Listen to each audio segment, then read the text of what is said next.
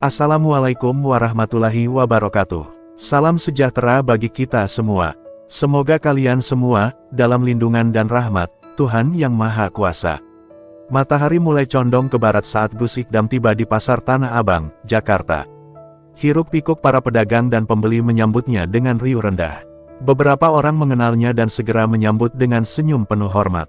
Assalamualaikum, Gus, sapa seorang lelaki parubaya sambil menjabat tangan Gus Ikdam. Waalaikumsalam, jawab Gus Ikdam dengan senyum khasnya.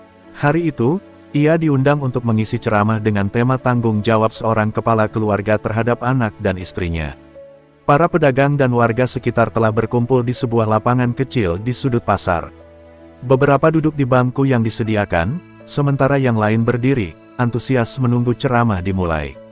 Seorang panitia naik ke atas panggung kecil dan mengambil mikrofon. Hadirin sekalian, mari kita sambut dengan penuh hormat, Gus Ikdam, yang akan memberikan tausiah kepada kita semua. Tepuk tangan menggema, Gus Ikdam naik ke atas panggung dan menyapa jamaah dengan tenang. Matanya menyapu seluruh kerumunan, melihat berbagai wajah dengan ekspresi yang berbeda, ada yang penasaran, ada yang khusyuk, ada pula yang tampak lelah setelah seharian bekerja. Dalam hidup ini, kata Gus Ikdam membuka ceramahnya, seorang suami adalah pemimpin bagi keluarganya. Dia yang bertanggung jawab atas nafkah, perlindungan, dan kesejahteraan anak serta istrinya. Namun, apa jadinya jika seorang ayah tak lagi mampu memberi makan keluarganya? Apakah dia masih bisa disebut sebagai pemimpin yang baik? Jamaah mulai terdiam, beberapa tampak mengangguk pelan. Gus Ikdam menarik napas dalam-dalam sebelum melanjutkan. Hari ini, saya ingin bercerita tentang sebuah kisah nyata. Kisah seorang ayah yang terpaksa melakukan sesuatu yang tidak seharusnya, hanya demi sesuap nasi untuk anak-anaknya. Suasana mendadak hening, semua mata tertuju pada Gus Ikdam, menunggu kelanjutan cerita yang tampaknya akan menggetarkan hati mereka. Gus Ikdam melanjutkan ceramahnya dengan suara yang tenang namun penuh makna. Beberapa waktu lalu, ada seorang ayah yang hidup dalam kemiskinan. Istrinya sedang sakit, dan kedua anaknya yang masih kecil belum makan sejak pagi. Seharian ia mencari pekerjaan, tapi tak ada satupun yang menerimanya. Ia sudah berusaha meminjam uang, tapi tak ada yang mau memberinya pinjaman. Para jamaah mulai menyimak lebih serius. Beberapa pedagang yang tadinya masih berbincang kini menunduk, merenungkan kata-kata Gus Ikdam. Dalam keadaan putus asa, perutnya lapar, pikirannya kacau, dan hatinya sesak. Lalu, ia melewati sebuah warung beras. Tangannya gemetar, keringat mengalir di dahinya. Ia tahu perbuatannya salah, tapi ia juga tahu bahwa anak-anaknya akan menangis kelaparan malam itu. Dengan sangat terpaksa, ia mengambil sekilo beras dan berlari. Suasana semakin sunyi, tapi ia tidak berhasil melarikan diri. Pemilik warung meneriakinya, dan dalam sekejap, warga sekitar mengejarnya. Mereka menangkapnya, menjatuhkannya ke tanah, dan mulai memukulinya tanpa ampun. Ia berteriak minta ampun, tapi tak ada yang peduli. Ia menjelaskan bahwa anak-anaknya belum makan, tapi pukulan terus menghantam tubuhnya. Seorang ibu yang duduk di barisan depan mulai terisak.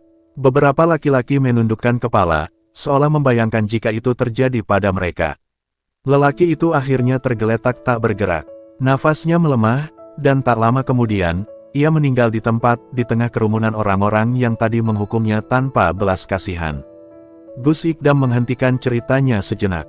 Ia menatap para jamaah yang mulai terlihat berkaca-kaca. Kita sering lupa bahwa setiap orang punya kisahnya sendiri. Kita begitu mudah menghakimi tanpa memahami keadaan mereka. Kita lebih cepat menghukum daripada menolong. Gus Ikdam melanjutkan, tiba-tiba, dari tengah kerumunan, seorang pria bersuara parau berkata, "Astagfirullah. Kita ini manusia atau apa? Hanya karena sekilo beras, seseorang harus kehilangan nyawanya." Suasana menjadi semakin haru. Namun, sesuatu yang tak terduga terjadi, sesuatu yang akan mengubah suasana ceramah itu menjadi lebih menggetarkan. Tiba-tiba, terdengar bunyi dering ponsel dari dalam saku jasad lelaki yang telah tiada itu. Suasana yang tadi sudah penuh keharuan mendadak berubah menjadi tegang. Seorang pria tua dengan tangan gemetar perlahan merogoh saku lelaki itu dan mengeluarkan ponsel yang sudah usang. Layar kecilnya berkedip-kedip, menampilkan nomor tak tersimpan. Dengan ragu, pria itu menekan tombol hijau untuk menerima panggilan.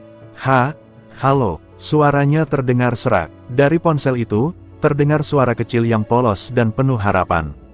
Suara seorang anak, kata ibu, apakah ayah sudah dapat uang untuk membeli beras? Kalau sudah, cepat pulang ya. Kami sudah lapar sekali. Dari tadi pagi belum makan. Tangan pria tua yang memegang ponsel itu mulai bergetar. Napasnya tercekat. Perlahan, ia menekan tombol loudspeaker, sehingga suara anak itu terdengar oleh semua orang yang berada di sana. Ayah, kenapa diam? Ayah dengar, kan, kami sudah lapar, iya. Ibu juga belum makan, ayah cepat pulang. Isak tangis mulai terdengar dari berbagai sudut. Beberapa ibu yang sejak tadi menahan air mata kini tak bisa lagi menyembunyikan kesedihan mereka. Para lelaki yang tadi mungkin ikut menghakimi pria malang itu kini menunduk dalam-dalam, wajah mereka penuh rasa bersalah. Gus Ikdam terdiam di atas panggung, menatap jamaahnya yang mulai menangis. Bahkan dirinya sendiri harus menarik napas panjang untuk menahan emosi yang mulai menghimpit dadanya. Pria tua yang masih memegang ponsel itu mencoba membuka mulutnya, tapi suaranya tercekat. Ia menatap jasad lelaki itu, lalu menatap warga sekitar, seakan ingin berkata, apa yang telah kita lakukan. Di tengah keheningan yang menyayat hati itu, suara anak kecil itu terdengar lagi. Kali ini lebih lirih, hampir seperti bisikan, ayah. Kok nggak jawab? Ya, kami lapar. Dan saat itu juga, tangis pecah di seluruh pasar Tanah Abang. Tangis masih terdengar di antara jamaah di pasar Tanah Abang. Beberapa orang berusaha menghapus air mata mereka, tapi keharuan yang baru saja mereka saksikan begitu mendalam. Gus Ikdam menarik napas dalam-dalam. Suaranya tetap tenang, tapi ada getaran emosional yang sulit disembunyikan. Ini adalah sepenggal kisah tentang betapa besar tanggung jawab seorang ayah terhadap keluarganya, katanya dengan lembut. Seorang ayah bisa menahan lapar, bisa menahan haus, bisa menahan derita. Tapi, satu hal yang tidak bisa ditahannya adalah melihat anak dan istrinya kelaparan. Jamaah semakin terisak. Seorang ayah rela mengorbankan harga dirinya, bahkan nyawanya, demi keluarganya. Tapi lihatlah, masyarakat kita seringkali lebih cepat menghakimi daripada memahami. Kita begitu mudah menghukum seseorang tanpa tahu alasan di balik perbuatannya. Gus Ikdam menatap wajah-wajah yang tertunduk. Sekarang saya ingin menceritakan lagi sebuah kisah, lanjutnya. Kisah seorang ayah yang juga berjuang demi keluarganya, tapi dengan cara yang berbeda. Jamaah mulai mengangkat kepala mereka, mencoba mendengar lebih jelas. Air mata masih menggenang di mata mereka, tapi mereka menunggu dengan penuh perhatian. Seorang pria miskin di desa terpencil bekerja sebagai buruh kasar. Upahnya kecil, tapi ia tidak pernah mengeluh.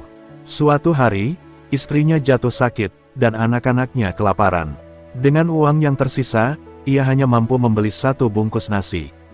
Gus Ikdam berhenti sejenak, membiarkan jamaah merenungkan kata-katanya. Lalu apa yang ia lakukan? Gus Ikdam tersenyum kecil. Ia tidak makan. Ia duduk di hadapan anak-anaknya, berpura-pura kenyang, sementara mereka makan dengan lahap. Beberapa jamaah mulai menangis lagi. Itulah ayah. Ia rela menahan lapar, pura-pura kuat, agar keluarganya tetap hidup. Hening, hanya isak tangis yang terdengar. Jadi, wahai para suami, para ayah, kalian semua adalah pemimpin. Jangan pernah menyerah dalam mencari nafkah. Dan wahai masyarakat, jangan terlalu mudah menghakimi. Karena bisa jadi, mereka yang kita anggap bersalah, justru lebih mulia di hadapan Allah daripada kita. Suasana semakin syahdu. Banyak yang menundukkan kepala, merenungi ucapan Gus Ikdam. Tausiah itu telah menyentuh hati mereka.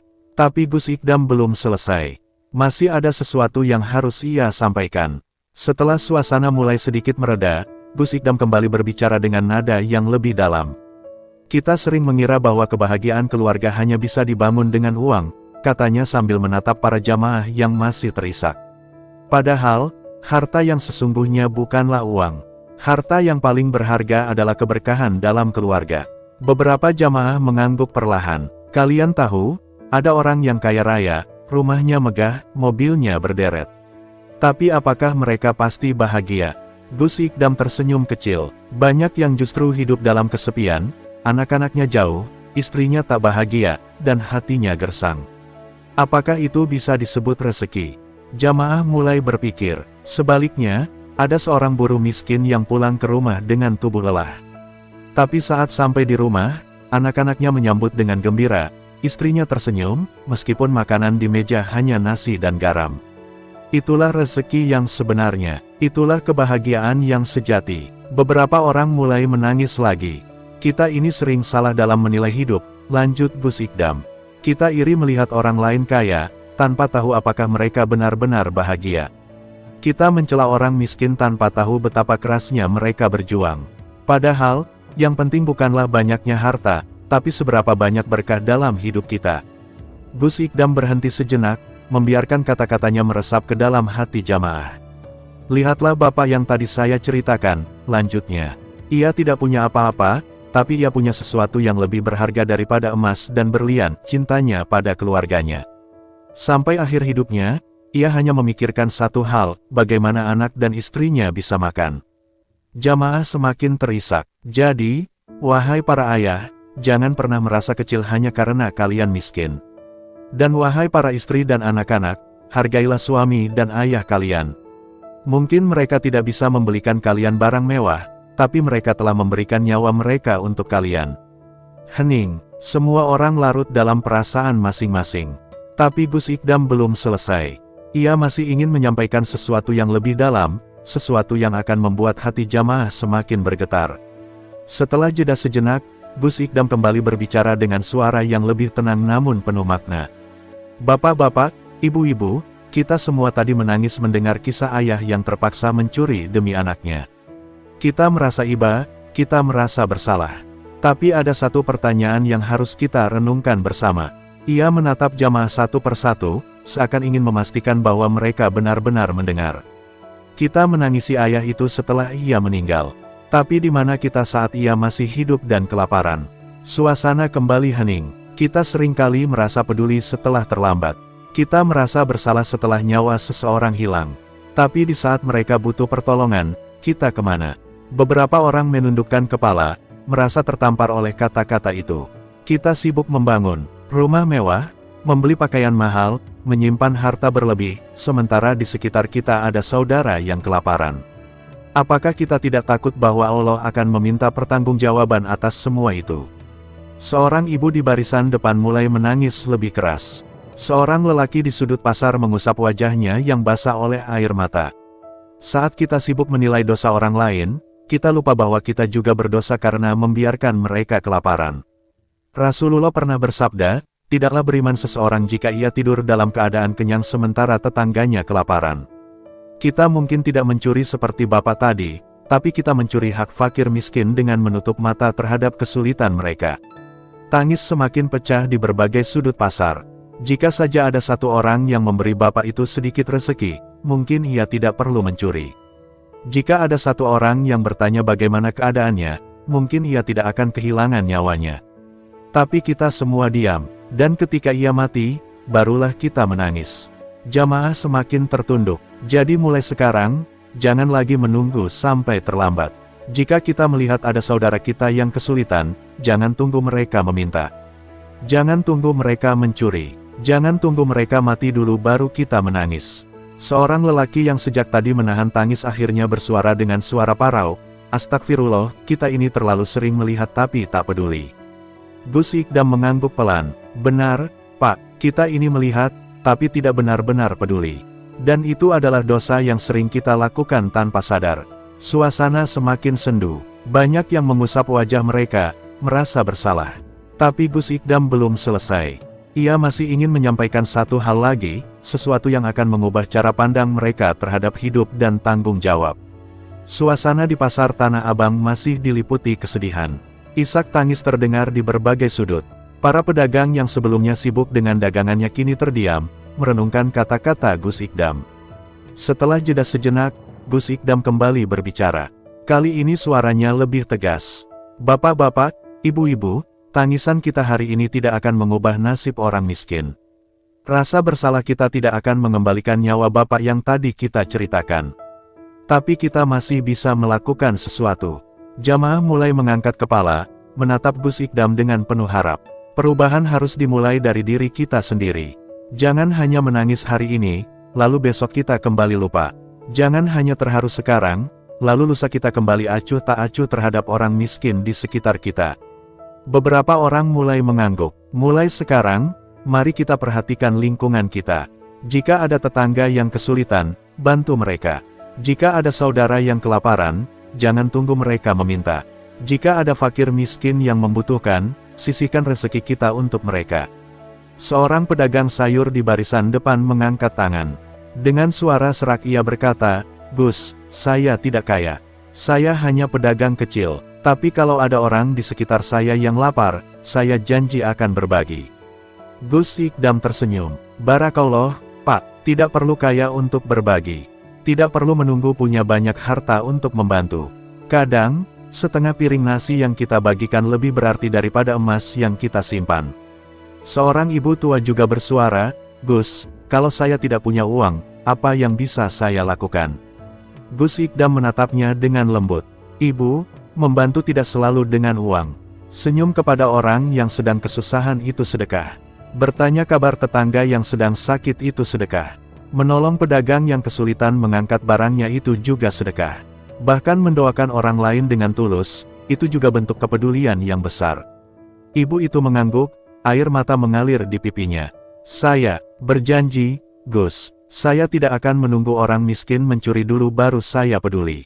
Jamaah terdiam, lalu satu persatu mulai mengangguk. Semangat baru muncul di wajah mereka. Gus Ikdam menghela napas. "Semoga kita semua tidak hanya menangis hari ini, tapi juga berubah.